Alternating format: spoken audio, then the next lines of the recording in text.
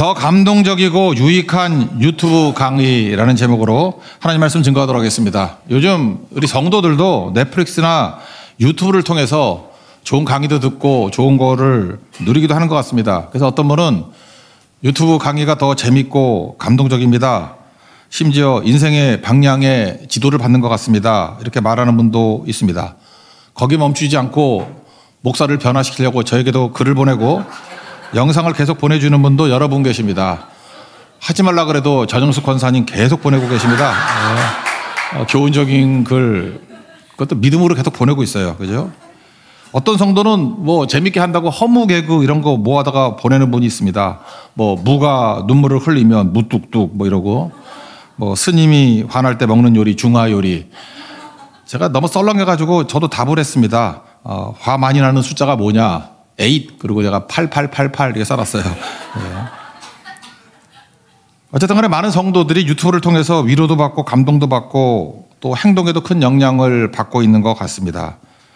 심하지만 말은 안 하지만 말씀보다도 유튜브에서 더 지혜를 얻고 더 현실적인 지침을 얻고 내 인생의 인도함을 받는다라고 하는 분도 있는 것 같습니다. 근데 유튜브 강의의 근본적인 내용은 인본주의입니다. 휴머니즘이에요. 인간 중심이고 그런 거 계속 들으면은 내 뜻을 강화시키고 내 기분이 되고 내 기분을 좋게 만드는 것. 그러니까 기준이 휴머니즘이거든요. 인간을 강화시키고 그러니까 내 기분을 맞춰주니까 기분이 좋죠. 인본주의와 하나님 말씀의 차이점을 알아야 됩니다. 인본주의는 나를 깨지 못합니다. 나를 깨트리는 게 아니에요. 그러면 안 듣지. 근데 말씀만이 나를 깨트립니다. 내 삶을 깨트려요. 그래서 새롭게 변화시키고 죄인과 병자된 우리를 하여금 구원을 주고 생명을 주게 된다는 것입니다. 차이점이 있다는 걸 꼭 알아야 된다는 것입니다. 오늘 인본주의 강의하고 말씀하고의 차이점을 보여주는 예가 하나 나오는 것 같은데 그것이 다윗에게 있어서 나단 선지자의 메시지와 오늘 여기 나오는 요압이 그 사람을 보내서 이야기한 그런 드고와 여인의 이야기 대비시킬 수 있다고 생각합니다. 하나는 말씀이고 하나는 유튜브 강의 같은 유익한 내용이에요. 한번 봅시다. 우리 앞에 있는 거 지난주에 살폈죠. 그 다윗이 범죄하고 난 다음에 나단 선지자가 옵니다. 그리고 좋은 이야기 해주죠. 어떤 부자가 있었습니다. 양과 소가 되게 많습니다. 어떤 가난한 사람이 있었습니다. 작은 암양 새끼 한 마리밖에 없습니다. 얼마나 귀하게 키웠는지 자식같이 여겼고 딸처럼 키웠다 이렇게 얘기를 합니다. 근데 부자에게 손님이 왔습니다. 자기 양 한 마리가 아까워서 가난한 사람의 그 양 그걸 빼앗아서 잡아먹었다 이렇게 얘기합니다. 어찌하면 됩니까? 그랬더니 다윗이 펄펄 화를 내면서 죽어 마땅하다. 그때 나단 선지자가 했던 말이 뭐예요? 그게 당신이다. 당신이 바로 그 사람이다. 그 얘기를 듣고 뜨끔하고 어떻게 보면은 경악한 내용 아닙니까? 그게 하나님 말씀이에요. 하나님 말씀은 내 기분을 북돋아 주지도 않고 나를 지지해 주지도 않습니다. 내가 죄인됨을 드러내는 거고요. 내가 박살이 나는 거고 내가 깨지는 겁니다. 회개로 이끌어요. 그리고 생명을 이끌고 그래서 결국은 구원받게 된다는 것입니다. 그게 하나님 말씀이에요. 여러분 유튜브 강의로 살면 안 됩니다. 하나님 말씀으로 살아야 돼요. 그러지 않으면 깨지지도 않고 구원도 없고 생명도 없고 나중에 헛됨으로 끝날 수 있다라는 것입니다. 꼭 유튜브 강의 같은 게 뭐냐 하면 오늘 강교한 요압이 나단 선지자 흉내를 냅니다. 다시 말해서 말씀을 흉내를 낸다라는 거죠. 어디서 그 지혜로운 드고와 여인을 앞부분에 보면 동원합니다. 드고와 여인이 왕한테 찾아와가지고 이 얘기 저 얘기 해요. 나는 과부입니다. 아들이 둘이 있는데 아들 두 놈이 들판에서 싸우다가 큰 놈이 작은 놈을 때려 죽였네요. 그랬더니 이제 둘 중에 하나를 잃어버린 거죠. 그랬더니 동네 사람들이 또 찾아와가지고 동생을 죽인 살인자 큰 놈 내놔라. 우리도 살인했으니까 죽여버리겠다. 엄마 입장입니다. 나는 과부인데 그래 큰아들이 잘못한 건 알겠습니다. 큰아들이 작은아들 죽이고 이제 작은아들 죽였다고 큰아들까지 죽이면 나는 뭡니까? 아무도 없잖아요. 남편도 없고 아들도 없고 상속자도 없고 어찌합니까? 이렇게 표현을 합니다. 7절에 보니까 남아있는 숯불을 끄트리는 행위다. 내가 남아있는 숯불인데 그것까지 꺼버리면 어떻게 합니까? 그랬더니 다윗이 보니까 안 돼 보이잖아요. 왕은 사면권이 있지 않습니까? 그래서 11절에 보니까 내 아들의 머리카락 하나도 땅에 떨어지지 아니하리라. 살려주겠다. 이렇게 얘기를 합니다. 근데 이거 꾸며낸 얘기잖아요. 실제가 아니죠. 그러고 난 다음에 이 드고와 여인이 다윗에게 얘기를 합니다. 왜 왕께서는 그렇게 안 하십니까? 그죠? 첫째 아들 암논이 죽었죠. 스토리는 아시죠? 암논이 이복 동생 다말을 범해가지고 버려버리죠. 그랬더니 다말의 친오빠인 셋째 아들 압살롬이 암논을 죽이지 않습니까? 그래서 도망을 칩니다. 3년 동안 도망친 상황이에요. 그때 마음 가운데 다윗이 압살롬을 그리워하는 마음이 있다는 걸 알고 지금 요압이 이런 일을 꾸몄다라는 것입니다. 그러니까 왕도 그러면 아들 돌아오게 해야 될 게 아닙니까? 다윗은 머리가 있거든요. 아무리 생각해도 득와 여인이 혼자 꾸며낸 얘기 같지가 않아. 누가 너에게 시켰냐? 이실직고 하죠. 요압입니다. 그랬더니 다윗이 요압을 불러다가 어떤 의미에서 요압이 자기에게 명분을 준 거죠. 압살롬을 데려오게 만드는.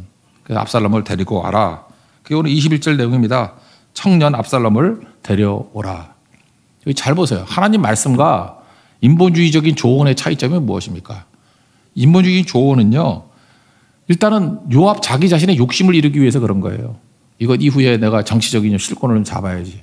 또 하나 다윗이 깨진 거 하나도 없습니다. 다윗의 마음, 인지상정 그거를 북돋아주고 기분 좋게 만들고 자기 뜻을 지지하게 만드는 거.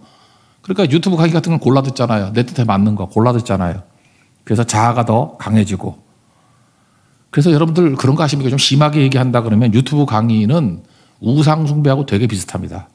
우상은 뭐예요? 내 뜻을 강화시키는 거거든요. 무당차장이 뭐예요? 나쁜 소리 절대 안 해요. 내가 원하는 얘기를 해줍니다. 내가 원하는 것들을 지지해줘요. 그래서 굉장히 감동도 있고 유익도 있고 재미도 있는 것 같이 보이는데 결국은 무너지게 된다는 거예요. 강교한 기회주의자 요압의 말, 이건 자기 뜻입니다. 자기 유익입니다. 이건 하나도 우리를 살리지 못하고 구원에 이르지 못하게 만든다는 거예요. 한번 예를 든다 그러면 최근에 제가 보니까 어떤 분이 그랬어요. 이름 얘기 안 할게요. 어떤 분이 그 유튜브에서 강의를 하나 했는데 알베르 까뮈 얘기를 합니다. 말이 참 멋있어요. 알베르 까뮈 책은 아닌 것 같고 이렇게 글을 쓰고 난 다음에 메모를 남겼는 것 같아요. 원칙은 큰 일에나 적용할 것이고 작은 일에는 연민으로 충분하다. 와, 되게 멋진 말이 아니에요? 알베르 까뮈가 얘기했어요. 그러니까 뭐예요? 큰 문제에 있어서는 원칙대로 하는 거 좋다 이거예요. 원칙은 큰 일에나 쓰는 거고 작은 일에 원칙 들고 나가가지고 괜히 어렵게 만들지 말라는 거예요. 작은 일에는 연민으로도 충분하다. 그러니까 예를 들어서 어떤 녀석이 버릇없게 인사도 안 해. 반말짓거리 해. 무례해. 이런 걸 잠깐 원칙 따져가지고 시비 걸면 꼰대 된다는 거예요. 뭐 이런 거 하지 말고 이런 건 참 불쌍하다. 그러면서 스프랑크 니조마이하고 똑같은 거예요. 그냥 불쌍하게 여기라는 거예요. 그냥 연민으로 하면 충분하다. 그러면 잘 사는 거 아니냐. 저게 폭발적인 반응을 보입니다. 많은 사람들이 와 진짜 인생의 지혜다. 이렇게 살아야지. 그러고 산다는 거예요. 감동도 있고 재미도 있죠. 근데 이게 진짜 우리에게 말씀만큼의 유익을 주는 내용이냐 다시 물어봐야 될 얘기라는 거예요. 여기 잘 보세요. 압살롬을 그냥 용서하고 데려오는 거 이게 작은 일입니까? 진짜 알베르 까뮈의 얘기대로 한다 그러면 큰일에는 원칙 세우고 이런 거에는 연민으로 처리하면 된다. 연민으로 처리하잖아요. 지금 다윗이. 연민으로 처리했더니 나중에 어떤 일이 벌어져요. 15장에 넘어가면 압살롬이 반역하거든요. 그래서 어떤 일이 벌어집니까? 동족끼리 피를 흘리는 내전이 벌어져요. 많이 죽습니다. 다윗의 신하 중에 반 정도가 날아가 버려요. 치명적인 거죠. 여러분 인본주의적인 조언은 그런 거예요. 작은 일에는 연민으로 하라고. 그런 거 따라가다가 우리 인생 망치는 수 있습니다. 깨지는 수가 있어요. 하나님 말씀은 전체를 보고 우리를 끌어가는 거지만 이건 말장난이에요. 인본주의는. 그저 솔깃할 수 있고 그냥 시시껄렁하게 사는 것에서 한두 번 도움은 될 수 있는 거지만 사실은 진짜 우리를 살릴 수 있는 건 아니라는 것입니다. 여러분 그 계몽주의 시대도 그런 거죠. 계몽주의 시대 때도 좋은 말 되게 많이 나왔거든요. 여러분 뭐 계몽주의 철학자들 되게 많이 알잖아요. 뭐 루소, 몽테스키에부터 시작해서 뭐 엄청나게 많은 사람이 있잖아요. 읽어보세요. 다 도움이 돼요. 도움이. 계몽주의가 영어로 뭡니까? enlightenment잖아요. 빛을 비춘다는 거예요. 빛을 비춘다는 거. enlightenment. 가짜 빛이거든. 계몽주의가 우리에게 준 게 무엇입니까? 하나님 없이도 살 수 있다. 하나님 없는 만족. 그죠? 그게 음행이잖아요. 음행. 하나님 없는 만족. 하나님 없는 유토피아. 결국 1차, 2차 세계대전 이후에 다 박살나버리고 누가 계몽주의를 따라가요? 헛된 망상이라는 걸 깨닫게 된 거지. 그죠? 그래서 몸부림치다가 나온 게 실존주의. 그게 알베르 까뮈 아니에요. 실존주의도 뭐예요? 그것도 자기 자신 아니에요. 자기 자신. 주관주의.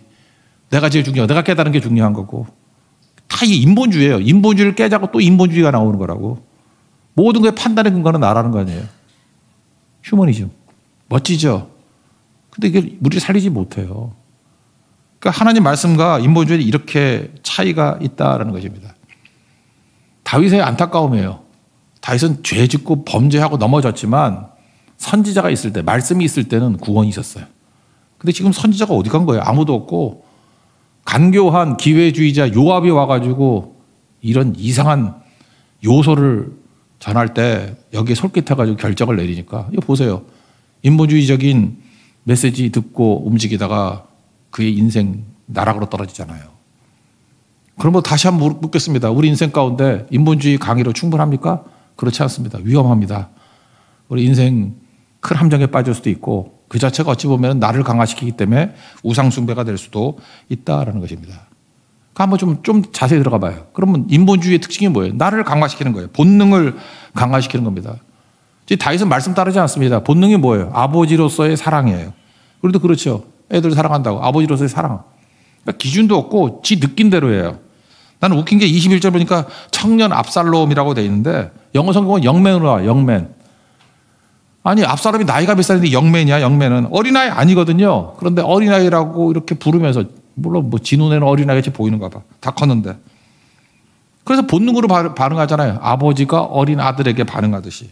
아니거든요. 여기 보니까 뭐 이남 일녀예요. 아들도 둘. 이남 일녀. 애 셋 낳는데 애예요? 애 셋 낳는 영맨도 있어요? 말도 안 되는 거죠. 거기다가 나중에 보니까 종만 50명이었대. 그러니까 본능으로 잠깐만 반응하잖아요. 예쁘다, 귀엽다. 우리 자녀들 본능으로 애들 키우면요. 말씀으로 키우지 않으면 예쁘다, 귀엽다 그러다가 엘리 제사장의 자녀들 같이 호니와 비느하스 같이 망할 놈들 키웁니다. 근데 하나님이 뭐라 그래요? 나를 멸시했다고. 나를 존중히 여기는 자를 내가 존중이고 나를 멸시하는 자를 내가 경멸하리라. 그러니까 말씀을 무시해버리고 내 본능대로만 나가게 된다 그러면 결국 하나님을 무시하는 행동이 된다는 것입니다. 로마인 이야기에 있었던 시오는 하나님이 이런 얘기를 했어요. 로마 사람들의 강점이 뭐냐? 말을 듣지 않은 아이들을 교화 설득의 대상으로 여긴 것이 아니라 응징의 대상으로 여겼다. 그 시오는 나나미의 얘기에 로마가 강했던 이유 중에 하나가 뭐냐면 교육이었다는 거예요. 철저한 교육. 말씀까지는 안 가더라도 본능으로 키우지는 않았다는 거예요. 적어도 어떤 기준을 갖고 키웠다. 우리 더한 거 아닙니까? 하나님 말씀 갖고 키우잖아요. 그래서 대먹지도 않은 무슨 뭐 교육학, 무슨 심리학 이런 거 들고 나와가지고 애들한테는 뭐 매를 들어서 다 안 되고 뭐 훈계해야 되고 뭐 딴 거 해야 된다. 이게 다 무너지잖아요. 이게 뭐. 이유가 뭡니까? 그 뿌리가 어디에 있어요? 인본주의 있잖아요. 인본주의에서 나온 게 우리 제대로 만들었어요? 왜 애들은 다 타락했다 그러고 왜 학교는 무너졌다 그러고 우리 다 죄인인 거 모르나? 근데 우리 살 길은 말씀에 매달리는 것밖에 없는 거지. 그거 아니면 제대로 안 되는 거죠. 존 웨슬리 그 어머니 수산나가 이런 얘기 했어요. 자녀를 제멋대로 방치하면 마귀의 일을 하게 하는 것이고 신앙을 무의미하게 만드는 것이고 구원을 불가능하게 만드는 것이고 결국은 자녀의 영과 육을 멸망시키는 일이다. 그러니까 인본주의 교육은 망친다는 거예요. 근데 결국은 우리 그런 유튜브 강의 같은 인본주의적인 접근을 하니까 결국은 이런 일이 벌어지게 된다는 것입니다. 본능으로 말씀으로 우리 양갈래입니다. 여러분 본능의 지지를 받는 인생 살지 말고 말씀의 인도함을 받는 인생 살아야 된다는 것입니다. 그러면 또 한 가지 두 번째 내용은 뭐냐면 영적 민감성이 탁 떨어져 버려요. 영적 민감성이. 영적 민감성이 뭐예요? 여러분 그 사무엘 상하를 쭉 읽어보면은 핵심 내용이 뭐냐 하면은 외모를 보지 않고 중심을 보신다. 그런 거 아니에요? 계속 그러잖아요. 사울 그거 외모가 아니고 중심이다. 중심이 하나님을 떠났기 때문에 끝났다. 그 다음에 다윗 왕을 이렇게 뭐 다윗을 왕으로 선택할 때도 보면은 사무엘이 외모 보고 그 엘리압한테 기름 부으려고 그랬더니 하나님이 그러잖아요. 야, 내가 언제 외모 보냐? 나는 중심을 본다. 계속 그렇게 중심을 강조하고 있지 않습니까? 근데 지금 얘기하는 게 뭐예요? 그 압살롬을 얘기하면서 계속 외모 얘기하고 있어요. 25절 보니까 이스라엘 가운데 압살롬 같이 아름다운 자가 없었다. 기분 되게 나쁜데 뭐 발바닥마다 정수리까지 흠이 없어졌는데 머리카락 많았대. 다 안 죽겠어요. 하여튼 머리카락 많았대. 그래서 뭐 훌륭하다 이런 거죠. 외모죠 외모. 외모로 나가는 게 이게 말이 되냐고. 성경 보세요. 다윗이 외모로 뛰어난 게 아니잖아요. 외모로는 1, 2, 3번이 더 뛰어나서 형님들이. 근데 하나님은 그 중심을 보시고 여덟째 아들, 말째 아들 다윗을 기름 붓잖아요. 골리앗, 외모로는 골리앗이 더 세지. 근데 소년 다윗, 약하지만 중심이 있는 다윗이 골리앗과 싸워 승리하지 않습니까? 계속해서 외모가 아니라 중심이다. 중심이 온전해야지 된다. 다윗은 외모 때문에 쓰임받은 게 아니라 중심 때문에 쓰임받은 것이다. 계속 그 얘기를 하고 있잖아요. 그 얘기를. 근데 지금 압살롬에 대한 설명이 뭐예요? 중심 얘기는 하나도 없어요. 신앙 얘기는 하나도 없고 내면 얘기는 하나도 없고 그냥 사람들에게 칭찬받았대. 지금도 그래요. 어리석은 시대의 특징이 뭔지 아십니까? 누구를 뽑을 때 뭐 여론조사 갖고 뽑으려고 그래. 지지도로. 지지도 높으면 다예요? 그 외모지. 껍데기지. 그 내면은 뭔데? 내면은 그 지긋지긋한 죄악으로 가득 차 있고 불법으로 가득 차 있고 그게 말이 되냐고요. 압살롬은 회개가 없어요. 뉘우침이 없어요. 자기가 형 때려 죽인 걸 가지고 잘했다고 생각한다고. 끝까지 잘했다고. 그래서 자기 딸 이름이 뭔지 알아요? 다말이야. 자기 누이 동생 이름이 다말이잖아요. 27절에 보세요. 딸의 이름은 다말이라. 아들 셋과 딸 하나. 그러니까 삼남 일녀가 있었는데 딸 이름이 다말. 얼굴이 예쁘다. 뭐 이렇게 나와요. 그 얘기는 무슨 얘기죠? 스스로 당당하다는 거예요. 나는 딸을 낳아도 다말이라고 지을 거야. 이유가 뭐냐? 나는 다말을 범한 그 암논 죽인 게 정당해. 뭐 그런 거죠. 이렇게 한 행동 보면 몰라요? 다말이야 이름 들먹이기도 싫을 건데 딸을 다말이라고 진다니까요. 난 그 일에 대해서 당당해. 이거 갖고 뭐라고 하는 건 아버지가 틀린 거야. 이게 중심이 다 깨져 있는 모습 아닙니까? 신앙적인 모습이 없어요. 말씀 앞에 서 있는 모습이 없고 하나님 앞에 서 있는 모습이 없다고. 이거를 놓치잖아요. 왜요? 말씀 떠난 다윗의 모습이에요. 말씀의 인도를 받지 못하고 이런 인본주의적인 메시지 따라가면 여기까지 못 갑니다. 사람들은. 그래서 해결을 하나도 못해요. 구원이 없어요. 생명이 없다고. 그리고 잘 보세요. 점점 엘리 제사장을 닮아가는 것 같지 않습니까? 눈이 흐려져요. 흐려져. 자기도 8번째 아들인데 쓰임 받았잖아요. 그런데 아마도 그렇게 생각했던 것 같아요. 압살롬이 이제 장남이라고 생각했던 것 같아요. 이 아들이 헤브론에서 낳은 아들이 6명 있잖아요. 그 중에 1, 2, 3번만 얘기한다면 1번이 암논, 2번이 길르압인데 성경에 이름만 나오고 한 번도 언급이 없어. 길르압은 누가 낳았냐 하면은 그 나발의 아내였던 아비가일이 낳았던 아들이에요. 근데 한 번도 언급이 없어서 많은 사람이 생각하기를 어렸을 때 죽었다고 생각해요. 그래서 길르압은 어렸을 때 죽었어. 그러니까 1번 죽고 2번 어렸을 때 죽고 그러니까 3번째 아들이 압살롬인데 지금 살아남은 것 중에 누구예요? 장남이에요. 그죠? 그러니까 어떻게든 저렇게 내면이 문제가 아니라 외적으로 내 장남 아니야. 자기도 8번째 아들로 왕이 됐으면서.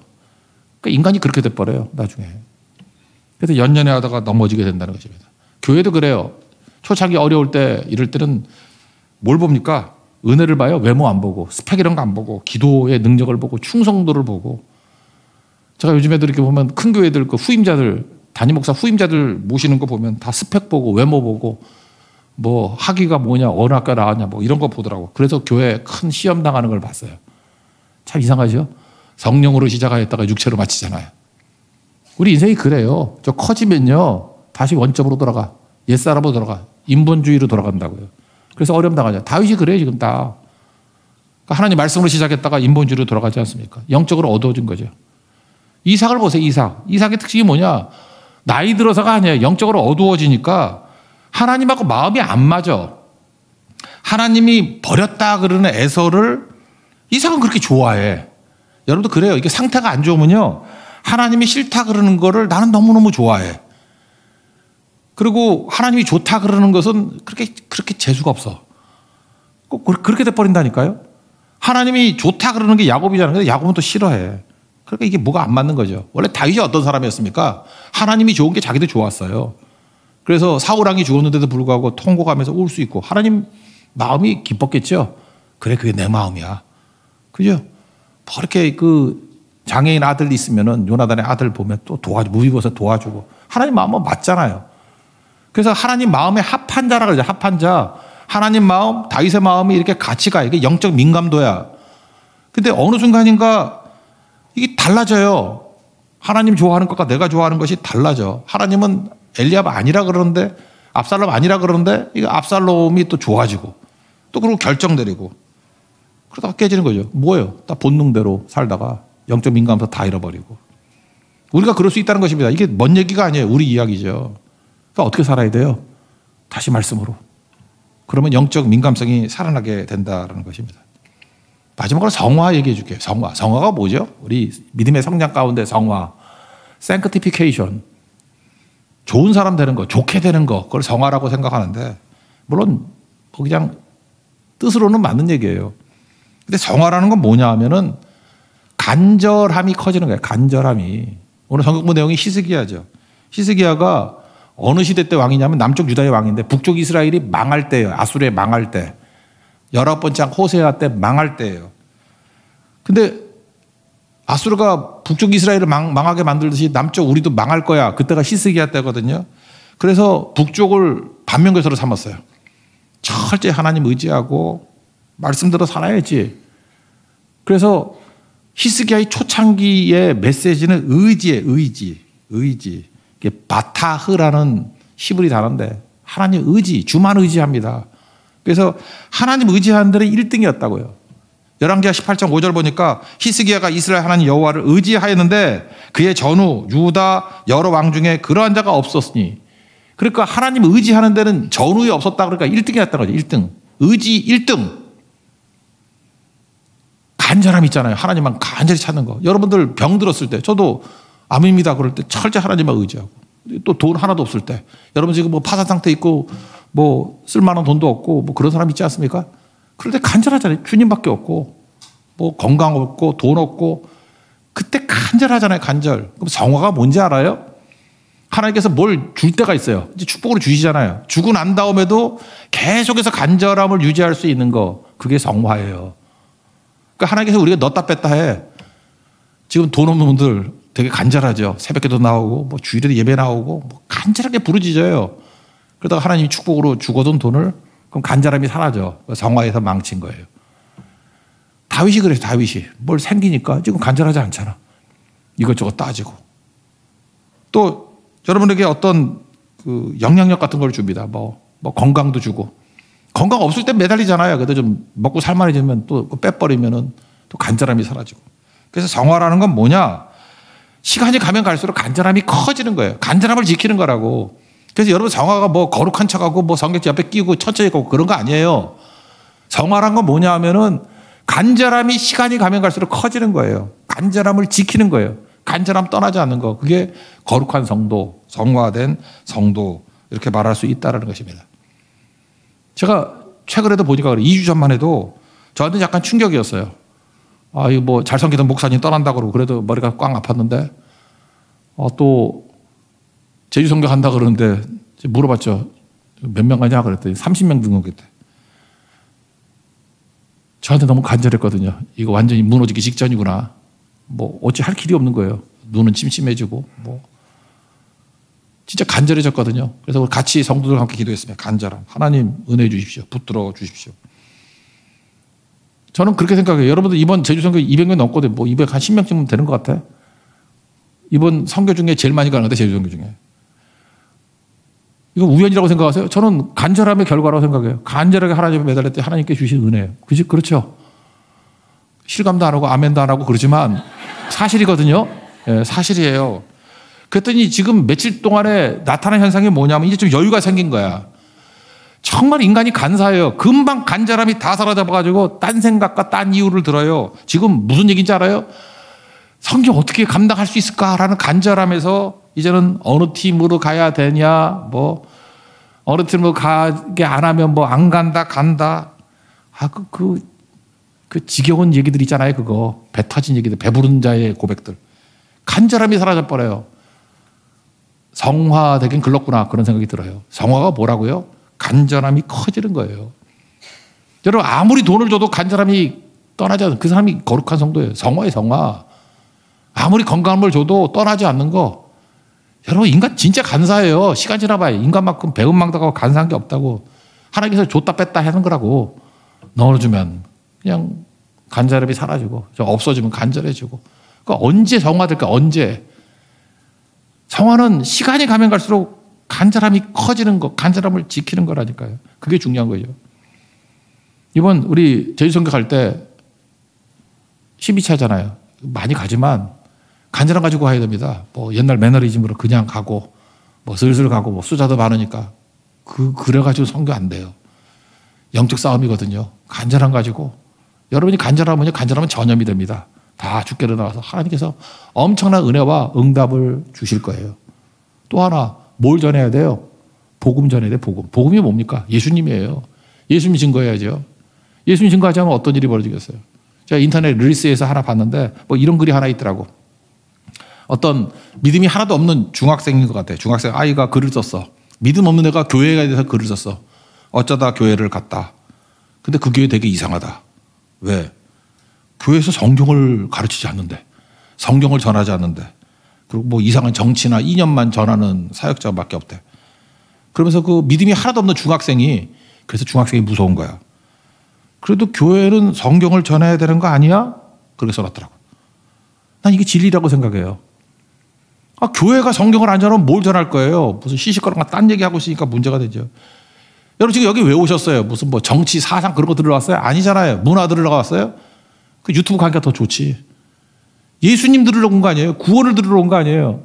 생명을 들으려고 온 거 아니에요? 그럼 교회는 죽으나 사나 오직 예수예요. 예수님 십자가 증거하고 보혈의 갈보리 십자가 증거하고 거기에 생명 있고 구원 있고 그런 거 아니에요? 이번 제주선교 떠납니다. 뭘 가지고 가야 돼요? 태도, 간절함. 그게 거룩함이에요. 그리고 뭘 전해요? 복음 증거해야 돼요. 굿뉴스, 유앙겔리온. 예수입니다. 예수님.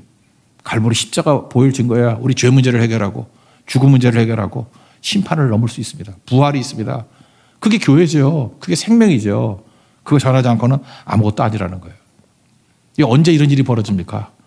내 본능으로는 절대 못 깨달아요. NIBC, 내가 죽고 예수로 살아야 돼. 내가 깨져야 돼요. 내가 다 깨져야 된다고. 여러분, 인본주의 강의로는 인간 깨지지 않습니다.